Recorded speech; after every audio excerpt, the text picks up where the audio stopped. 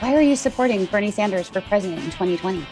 Yeah, so Bianca from Brooklyn, New York here. I'm in the burn now more than ever because we need a president who's unwavering in his commitment to hold Wall Street interests accountable and stand with working people and the most disadvantaged across this country.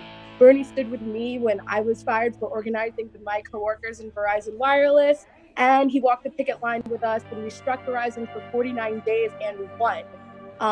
I think that we deserve better in 2020, and so that's why I'm here for a Bernie 2020. Woo! In 2018, I had to put my education on hold because of the high cost of tuition. And with Bernie's tuition-free college proposal if it passes, it would give me and thousands of other students the opportunity to pursue a higher education. That's why I'm feeling the burn.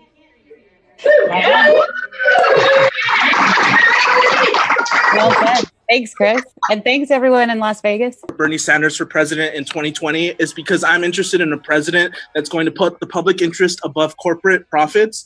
I want a president that's going to represent all Americans, not just select few, and all Americans despite immigration status. As one of the dreamers, one of the 1,000 dreamers here in the United States, I heavily support Bernie Sanders because I know that he's going to put the American people first. Yeah. Thank you, Chris, so much, or Garrison. Sorry, thank you, Garrison, so much for sharing that.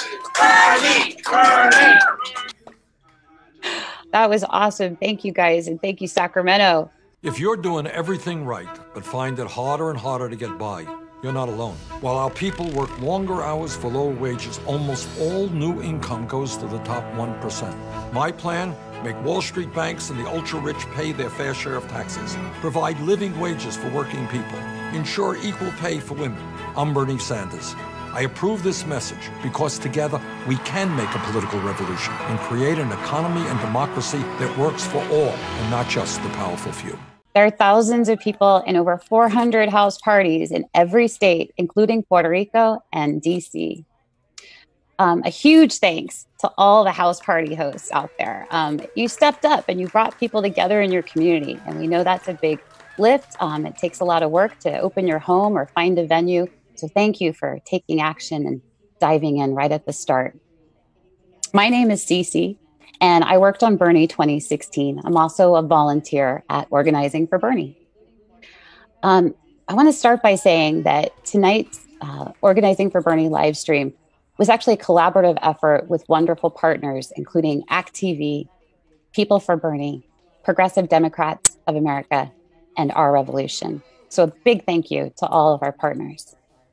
Over the next hour, I'm guiding you through a very action-packed agenda. We've got a lot of information, but we all are here for one very important reason: to show Bernie Sanders that many Americans from all corners of the country still feel the burn, and that there are new supporters out there waiting to dive in.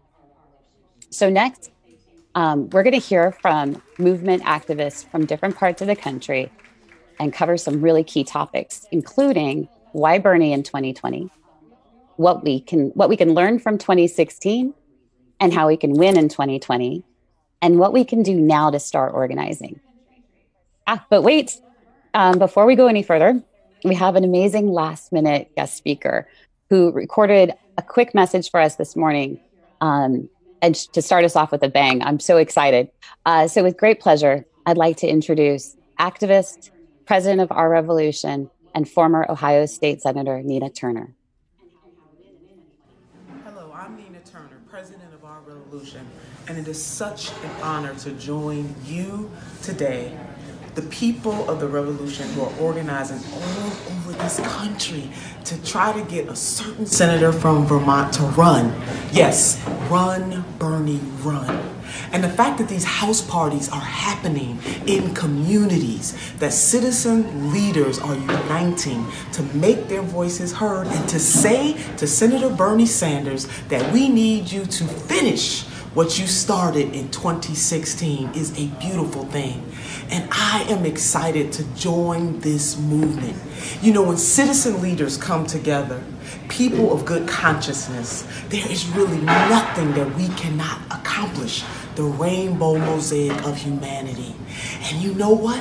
The political establishment was shaken asunder in 2016 because Senator Bernie Sanders dared us to dream a bigger dream, to demand better.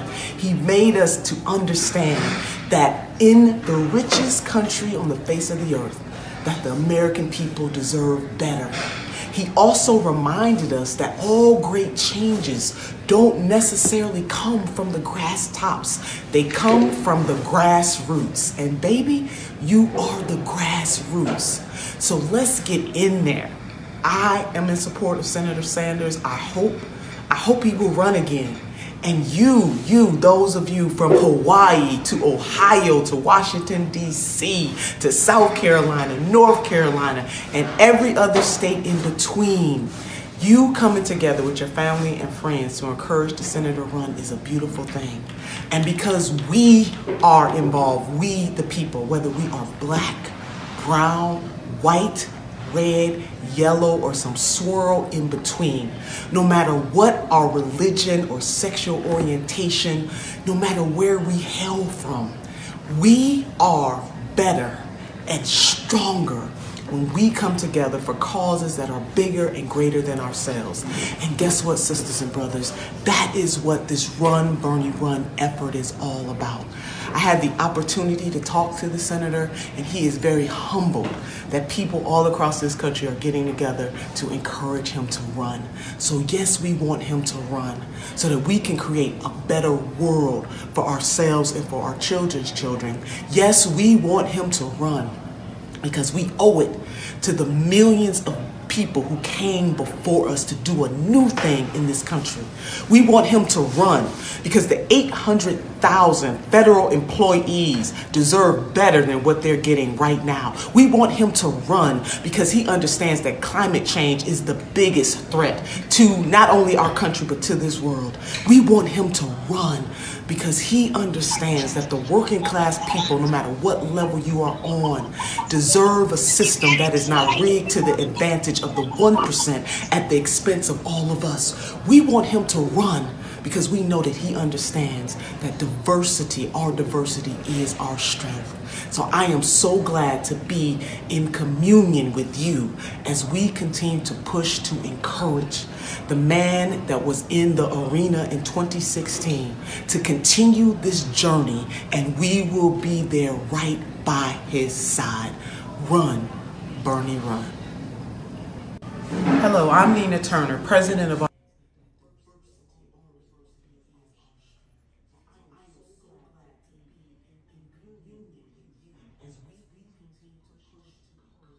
Wow.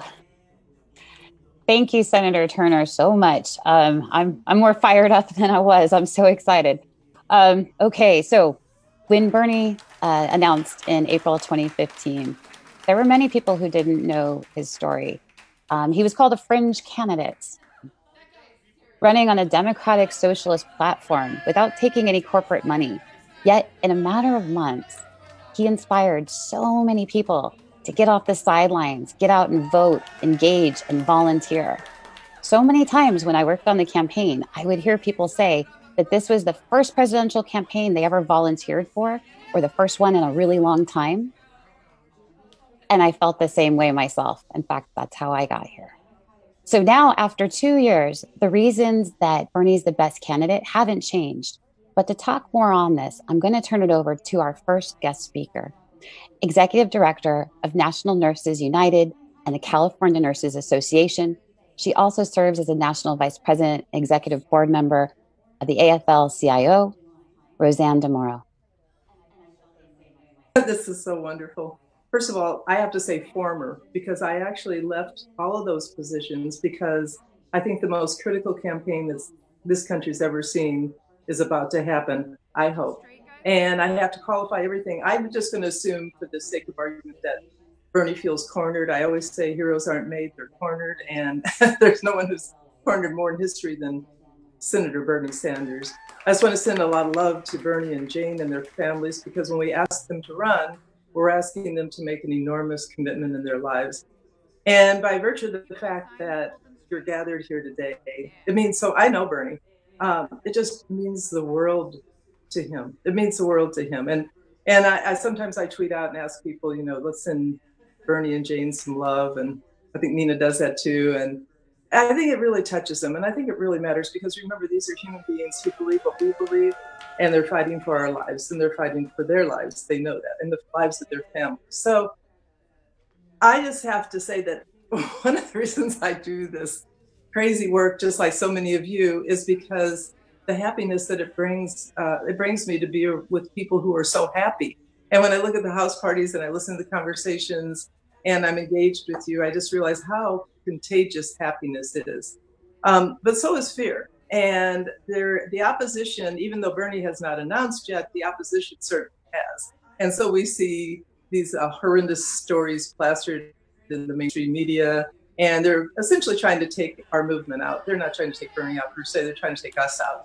They don't know what to make of you all or me. I mean, they just don't know. They don't get it because they're not ideologically in tune with what our values are. And that's how it's been, and that's how it's always going to be. But you're the big difference. You're the massive, major, significant, most important force is you. It's this Senator Sanders, but it's this populist movement that you built, that we built, that people work so hard and own. And that passion is what just is the game changer. And, I just have to say we can be passionate and we can feel so strongly, but unless we organize, we lose. Organizing is important. So I come from a union background. She had a social activist background. I've been doing this my life. I love the labor movement. What I realized is that you cannot win unless you're organized. And you can't spend your time on negativity because fear is contagious as well as happiness, like I said. And if you feel like you have to answer every troll or every objection or everything, you're wasting your time from talking to people who actually want to make a difference in the world. So today, we're going to be learning a lot of skills. We're going to become an unstoppable force, but we have to refine our skills. We have to. It's just what we do when we organize, and it's work. But the people and the rewards and the love and the aftermath of this is just enormous. The community organizing that you have done, the activists in the community, and you do this work. She talked about 2018, and I remember we were the first ones on the line with Bernie. I remember going into states that didn't know about the senator from Vermont would be normal, like Nevada, for example. And we introduced Bernie. Well, not anymore. Bernie's continued. We've kept Bernie on the map. You've kept Bernie on the map. I mean, we've changed this nation. And I just want to congratulate the people in the room because that was Bernie, but that was all of you. And honestly, you have to own that and you have to feel good about it. I just want to tell you, I mean, from the bottom of my heart, and I can also speak, I think I can honestly speak because I've been so involved with Bernie and Jane for so long, and Nina, and we've all been there. The thing that moves him the most is you. It always is. It's the passion. It's not these stories like politicians kind of, every election. I met a woman who was so sad. It's not that. It's not that. It's like, he's authentic, he's honest, and he loves you, and he's giving his life, if he does this, to change this country and to change the world. He's the most connected person internationally. He's been building international allies, alliances, a critical factor in this election.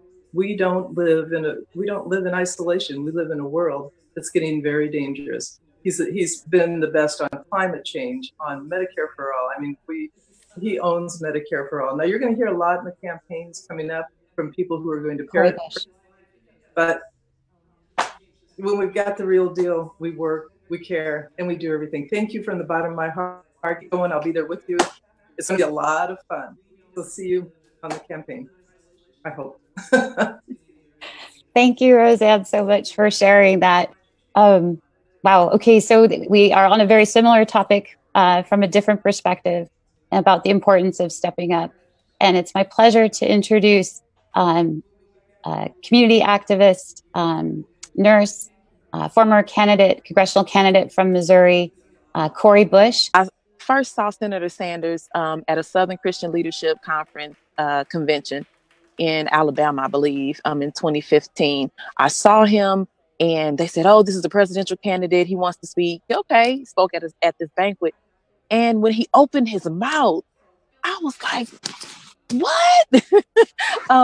Because I'm like, this man is bold in what he's saying. He's talking the things he's talking about. Who's talking about this? Like, I was just outdone. And when the man said Black Lives Matter, I like almost fell out of my chair. It was like, I'm supposed to be looking all, grand and everything. And I was about to be on the floor.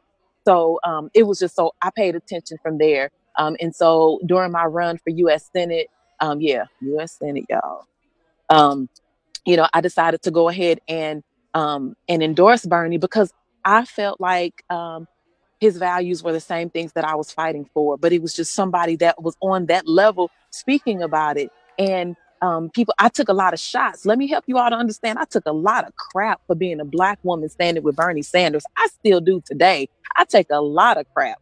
But you know what? I feel that those values, those issues that he's running on his platform is the platform that my community needs. We need tuition-free college. We need healthcare. Healthcare is a freaking right. It's not a privilege. And so you breathe, you need healthcare, that basic stuff. Livable wage. Why do we have to ask for that? Why do we have to beg to be able to feed our family and take care of people and just have anyway. So that's why I felt the burn, because it wasn't about big lines and all of that. And it wasn't even all of that. I don't think so much at that time. But it was just about this man is speaking to the issues of my community and what my people need. And since he's speaking about it, I'm rocking with him. And so I did. I didn't care about being popular. I didn't care about if people loved it or not. This is what you need. And so right now things have started to change and people are realizing, hey, you know what? That does make sense. The message is starting to resonate with people. And so that's what it's about. Being able to stand up, speak out, and use your voice to have change in your community. Why is organizing important? Organizing is important because of this. This is why organizing is important, because so many people know this message and so many people believe that it's real and they have hope now and people are pushing for it. It's one thing to have hope. It's another thing to have hope and use faith to push forward to go get those things. And that's what's happening right now. So that's why organizing is important. We need strong people that are ready to fight in the midst of adversity. Look, let me tell you, the death threat that I've received and the death attempts, all the foolishness that has come my way, I'm still standing strong on my values. Why? Because somebody has to come up after our generation. Somebody's coming up next. And so we have to stand and push forward regardless of the bull crap that's coming. So stand up and you all stick with it. Let's fight. Let's get this revolution done. Organizing is important also because there are people that will never be a part of politics. They won't be in the inner circles. They won't listen to CNN and MSNBC and Fox News. They won't do any of that. They won't go to the ward meeting and the township meeting and all of that. They're just not doing it. But you are the voice. You're the one that carries the message. So you take that message and go into those places where people that just don't care about that type of a thing. It's not for everybody. They may not get it. You take it to them. And then I was asked to give the story of myself. I'm trying to hurry. So, I'm speaking fast. I can do that. So the story of myself, I'm a registered nurse. I am an ordained pastor. I love the Lord. I am somebody that just loves my community. And I believe that that's what this thing should be about. It's about loving one another, speaking up for one another. It's about loving humanity as a whole. And so I decided, I ended up on the streets of Ferguson during the Ferguson uprising. I was out there from day one, hitting the ground because I just wanted to see change and I wanted to see justice. I didn't get it, so I kept going back. I began organizing, protests and all of those things. And then it ended up turning into someone asking me to run for office. I didn't get what I went for. I wanted them to see that criminal justice has to be a part of the talk. Police accountability, police reform has to be a part of the talk. We have to get those things for our community. Equality, yes, but equity as well. So I felt like I needed to bring that to the conversation, and I'm wrapping up. So anyway, I didn't win that time, but I was able to make change in my community and in my state. And so I ran again. And even though I was unsuccessful in this run, in that last run, things still happened and people were able to hear the message. So that's what it's about. Love you all. Hopefully I was able to get to somebody. Let's do this thing. Oh, thank you, Corey, so much. Mm-hmm. And I'm glad you were able to dial back in. Yes. Oh, wow. So my goosebumps have goosebumps. We're only halfway through here, and I can barely contain it. I hope that everyone's hearing this kind of other common theme about coming together. And when Corey just talked about it, it made me think of it again. And Senator Turner started off with it. And it's been a theme in every one of these speakers' conversations with us here is bringing people together. You know, having a presidential candidate who runs on the platform of unity and not division is just profound for me. One of the themes that you're hearing is, you know, this kind of powerful story that we all have. And it's a really important topic, and it's a big part of this movement. What matters most to you and why? So I'd like to turn it over to our next guest to talk more about this and the power of it. She's an activist. She's a school teacher. She's co-founder for People for Bernie, Kat Bresler. Kat, are you there? I am. Hi, everybody. My name is Kat Bresler. I'm a public school teacher, and I teach in the Bronx. But I founded, with many other activists who graduated from the Occupy Wall Street movement, to start the People for Bernie Sanders. And I went throughout 2016 and couldn't wait to tell each and every one of my students that no matter what, they could go to college. 2016 was a disappointment for me. I couldn't walk into my classroom and tell my students that. We were able to push through in New York something similar, but nationwide, it still doesn't exist. I don't think that people have access to all the things that we believe in, like Medicare for all, tuition-free college, and ending mass incarceration in New York and throughout the country is so very important to me. I think when we talk about organizing in our communities, we talk about what's most important to us, and that's how we're most impactful to others.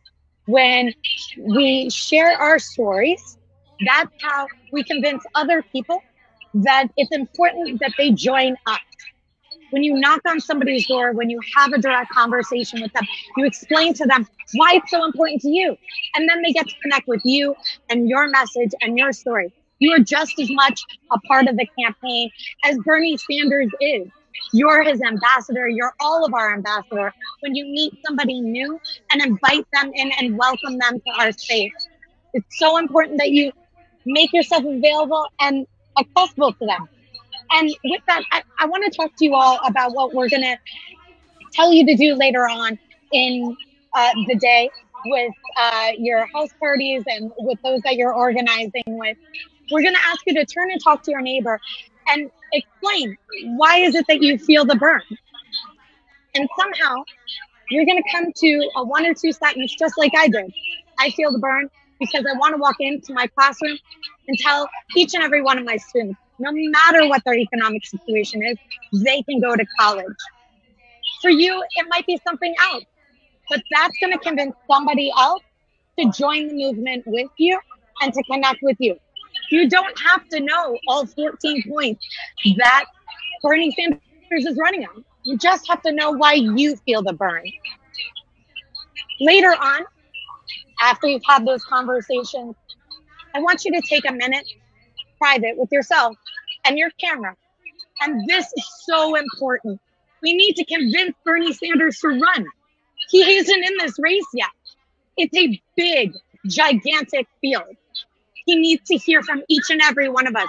Your story matters. Why you feel the burn is so important. So we need you to use the hashtag #RunBernieRun and hold your camera sideways if you're going to do a Facebook or a Twitter. But if you're going to do the Instagram, go ahead and hold it that way, that vertical. Use the hashtag #RunBernieRun. You can also tag @people4 Bernie on Twitter so that we can help amplify your message and make sure that Bernie Sanders sees and hears from you and knows that we are with him and we want him to run, because we need Medicare for all. We need tuition-free college.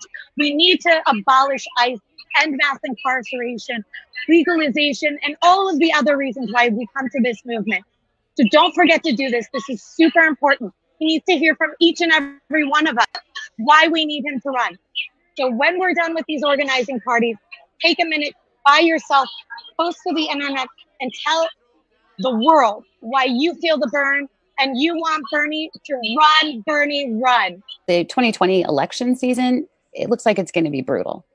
It's crowded already. with many candidates and more coming, an overall kind of desperate error to not repeat the past 4 years. And so we have more to do. We have to do more. We have to be better, and we have to try new and different things. In 2015, we had the advantage of a surprise that came along with a fringe candidate and against few opponents. And we made some amazing progress overall and showed that a progressive candidate can run a competitive campaign on a platform about real everyday issues. So what we did was fantastic, but now the stakes are higher. And to truly win, we have to engage everyone, specifically every voter, even those that were on the sidelines in 2016 and didn't engage. So with me now are 4 guests to continue this conversation and answering specific questions that will help us. Kat Bresler, who you saw a moment ago, talking about Story of Self. Sheila Healy, and she's joining us from Vermont. Sheila is the field director on Bernie 2018, former Obama alumni and former executive director of the Arizona Democratic Party.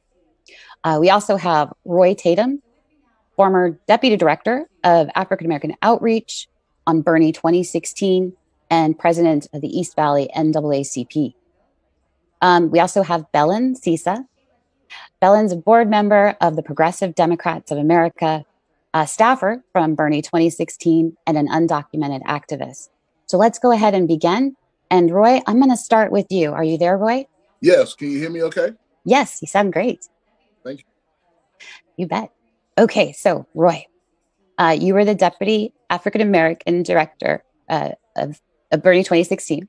So going into 2020, what was something that you think we did well and we should carry into 2020? And any improvements we can make, and particularly when we consider how we can create the most diverse and inclusive and empowering campaign possible? Well, some of the things that we did well was Bernie was willing to go into the community. We went in communities all over the country, from Baltimore, Detroit, to Atlanta, South Carolina, Charleston, South Carolina. We went right to HBCU. We actually had an entire outreach department focusing on HBCUs and our Black college students, which I don't think in the history of presidential campaigns that had ever happened before. We were in barbershops, beauty salons, having real conversations within our community. However, many people were familiar with Clintons. They weren't familiar with Bernie Sanders. They weren't familiar with the senator from Vermont who pretty much fought for social justice his entire life. And so we had to spend our time educating a lot of the voters about who Bernie Sanders was, or who Bernie Sanders is, and what his platform is. And you heard Corey articulate very clearly some of the very important issues that face our community, such as criminal justice, such as healthcare, such as education. I want to say specifically, for me, it was exciting to be a part of this campaign because I could literally talk to people about the issues that I knew that they were concerned about, like policing, over-policing, police brutality, murder, death by police. We are seeing a disproportionate number of Black people killed by the police. And here in this campaign, we were able to articulate that, talk about that, when other candidates sometimes wanted to avoid the conversation or wanted to dress the conversation up. And no, we needed to address the reality of police violence. And so for myself and many of us that joined the campaign were very excited to be a part of this movement. And some people say, well, did the political revolution miss the Black community? And I don't know. Sometimes I believe the Black community missed the political revolution because we were not familiar in whole about who Bernie Sanders was. However, now, 2 years after the fact, we're in the situation where we're in now. Everybody knows who Bernie Sanders is. Everyone knows the platform of Senator Sanders. Everyone knows about his program for free college, college tuition taken care of, health care for all, and actually dealing with police violence. For those that are not familiar, I want to encourage people to take a look at our racial justice platform that we had in 2016, and I'm hoping that we have a campaign so we can really talk about the racial justice platform and get that out into the community and bring people together. As you said, we can bring people together with this message. And this is your campaign. This campaign is yours. Let's not wait for Senator Sanders to tell us what to do. We know, a lot of us know what to do. We know where the communities are that need to hear this message. So I want to encourage everyone that's out at the house parties. If you see communities that are not represented, make sure you go visit. Go take a trip to the barbershop. Take a trip to the church. Take a trip to the mosque. Because there are people that need to hear this message. And once they hear it, once they hear this good news, oh, they're going to get excited. And I believe that people are going to feel the burn once again because we've got a very incompetent leader in the White House. I'm sure that I want to say a whole lot of other things, but I'll just say we have an incompetent leader in the White House. The government is shut down. People are concerned about their paycheck. People are concerned about how they're going to feed their families, how they're going to take care of their medical expenses, how they're going to pay for school. People are worried right now because of who's in the White House. We have the best opportunity to take the White House with Senator Bernie Sanders in 2020 with the message that the senator has. And so I look forward to working with everyone and beginning to reorganize around the country. I believe we have the momentum there. I'm seeing the house parties pop up all over the country already. So I'm looking forward to getting out there again. I'm waiting for the senator to announce. Yes. Oh, thank you, Roy, for sharing that and a lot of great information there. Okay, let's continue on to Sheila. Sheila, you worked on Bernie's 2018 campaign in Vermont. And I know that there were some measures put in place to make sure that it was a fair and just workplace, specifically where people felt welcome and empowered and respected. Can you tell us more about those measures that were taken and what those implications are for 2020? Absolutely, Cece, and hi from Vermont, everybody. It's wow, this is so exciting. So many people across the country. This is great. So in 2018, here in Vermont, Bernie's campaign took some of the lessons that we learned from 2016 and used them to create new policies that were designed to ensure that accountability, respect, and professionalism stay a part of our culture. Some of these changes included working with an HR firm to establish an HR hotline for reporting harassment, implementing a mandatory training program for all staff. And given that this is first and foremost, as we can see on this call, a volunteer-driven grassroots movement, it was a priority for the campaign to extend all these new protections to volunteers as well as staff. So under the new policy, volunteers are now given a copy of the campaign's anti-harassment policy to review and sign. And our HR policy is posted visibly in all campaign offices. And I can say with certainty that if the senator does decide to run, these new policies are going to remain in place in 2020 as we continue to grow this movement, learn from each other, and take back the White House. Thank you, Sheila. Great insight and information. Okay, so now we're going to move to Belen. And Belen, I have a question for you. Are you there? Yes, I'm here. Yay. Okay. So since you worked on Bernie 2016, you've remained active in fighting for human rights, especially in the face of the current administration's racist immigration policies. From your perspective, what's at stake for 2020? Well, I'm here at the Phoenix Watch Party, so shout out to Phoenix, first of all. Hey! I mean, that is such a tough question. I could go on and on and on with a list of all of the communities that are at risk, all of the policies that have been introduced. But I mean, just to highlight a few, immigrant rights these past 3 years. I am undocumented. I am getting many flashbacks of tear gassing at the border of families that are seeking asylum. I am getting flashbacks of unjust detention of families getting separated and their children being put in cages. I am getting flashbacks of the attack of the end of DACA and the protection that Dreamers had as an affected person. I took a very bold stance in not shutting up. And I think that Dreamers, the undocumented community, are one of our biggest examples of what we need to do and how we need to be in the next few years. We boldly put ourselves at risk by taking on jail strikes, by taking on civil disobedience, and looking at our biggest fear in the eye and saying, we are not scared of you, and we are going to continue standing up for all oppressed communities. Because I am not just an immigrant, I am not just undocumented, I am also a woman, and I also care about healthcare, and I also care about having education. I'm only 24 years old. I plan on continuing on to much more than what I am now. And I know that many young people are in the same boat of being in student debt. So this is not just about immigration. When I stand up for immigration, I stand up for all young people. I stand up for all communities, because I know that it's not just about us. All of our fights are intersectional. And when Black lives are being attacked, I'm being attacked. And when the press is being attacked for telling the truth, I'm being attacked.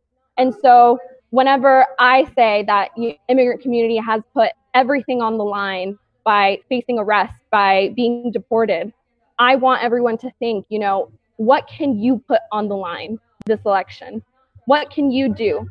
Because there are so many things at stake that we can no longer be scared. We can no longer say that we're going to do the minimum. We need to do and give our absolute best. And we need to think about others before we think about ourselves, because at the end of the day, all of our fights are interconnected. And if one person is free, it doesn't mean that all of us are free. So I hope that continuing forward, especially with the Bernie campaign, we can put our pettiness aside and all of our infighting and all of the things that happened in the past and think forward, because we just got a very small taste of what is going to happen to anyone who is different in this country. And we need to come together. So anyone that's out there, reach out to anyone, reach out to everyone, and cheers. La revolución, la lucha sigue. Thank you, Belen, so much. All right. Okay, so we have our last question for this section, and it's for Kat. Kat, Kat, are you there? Yes. Okay. As co-founder of the grassroots movement, People for Bernie, what advice do you have for Bernie supporters who are ready to get to work in 2020, including new people? This is so important, and it's super easy. 2 ears, 1 mouth. If you're a good organizer, you listen more than you speak. Make sure when you're going into uncomfortable situations, because you will go into uncomfortable situations, knocking on people's doors is something that's not normal for us. It used to be. You used to ask your neighbor for ketchup or eggs, or maybe to go to school with your kids. But now it's out of the norm. We get siloed in our tiny little communities, our online communities, and we don't talk to our neighbors enough. And maybe you don't venture out into communities of color or different communities that are in and near and around you. I live in White Plains, and in Westchester County, we have a majority of our low-income housing in one district inside one city. That is the type of district that needs to hear our message the most. And it might be uncomfortable to go into that community. And all I can recommend is that you listen more than you speak. Step up and step back and have conversations about what people are struggling with. And then you can talk to them about what message that Bernie has that might benefit them, their families, and their communities the most. But the most important thing that you can do when you go into a community and you're organizing with folks is to listen. Ask them who they are. Ask them what they're struggling with, what their needs are, and what their hopes for the future are. Because there is a future to believe in. I believe in the future of Bernie Sanders, and I believe in every one of you. A future where a government of the people, by the people, for the people is really made up of all of the people. And that's why everyone should run. You should tell each and every one of your friends that you're thinking of stepping up and running for something, or at least find a city council or a county committee that you can rep your block for. This is how we change the face of government. You can do it. I believe in you. We all believe in you. We're here for that. That's what organizing looks like. Being there for each other, just showing up. That's half the battle. And I can't wait to show up for all of you. Thanks, Cece. Thanks, Kat. Wow. Thanks for sharing that.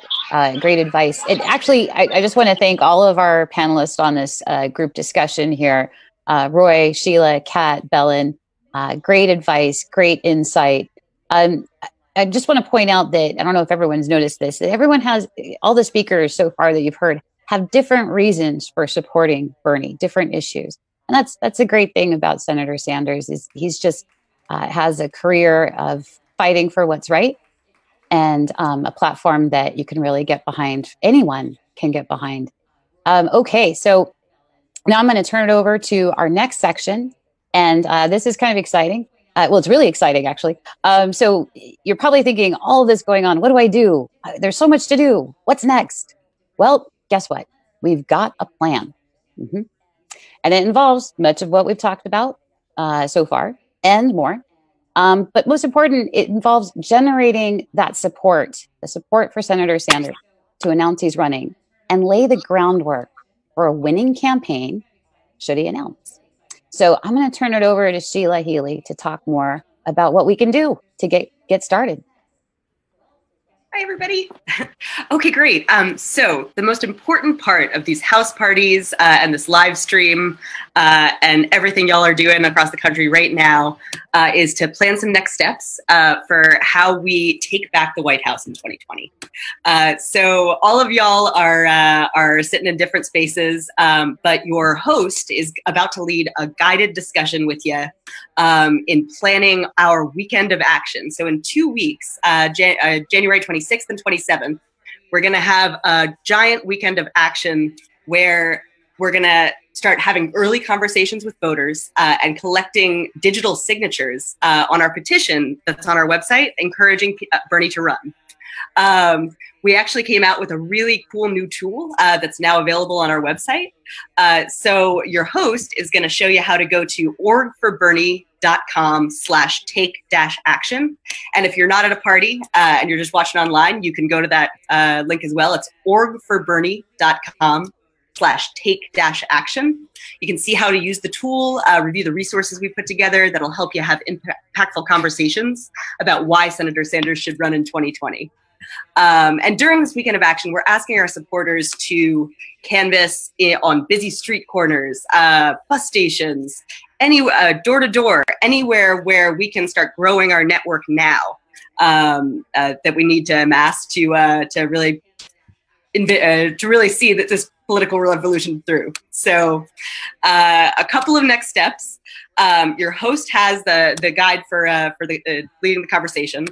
But you're also going to go to our website, and if you could start sharing your story of self, like Kat just said, the website link, orgforbernie.com/feedback, will provide you with information about how to share your story of self, and also how to provide your feedback, so that we're not just doing the same things that we've been doing for a couple of years.